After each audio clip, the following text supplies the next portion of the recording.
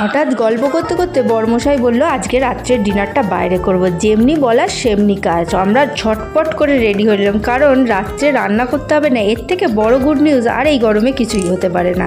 অটোর সামনে বসে বরকে একটু রাগাচ্ছিলাম আর লুকিং গ্লাসে দেখছিলাম বরের এক্সপ্রেশনটা। এই একটা কাজ মেয়েদের ভীষণ ভালো লাগে, সেটা হচ্ছে বরকে লাগানো।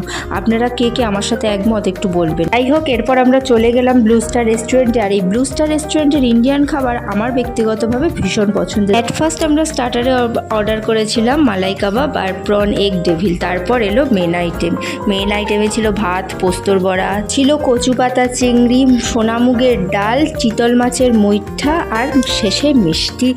এর সাথে সাথে ছিল অনেক পারিবারিক গল্প, আড্ডা আর একটা সুন্দর সন্ধ্যা কাটানোর একটা সুন্দর মুহূর্ত। আর আমাদের হাসি মুখ দেখে বুঝতেই পাচ্ছেন খাবারগুলো কতটা ভালো ছিল। শেষটা করলাম মৌরি দিয়ে। ভালো লাগলে চ্যানেলটাকে like, comment, share and subscribe করুন।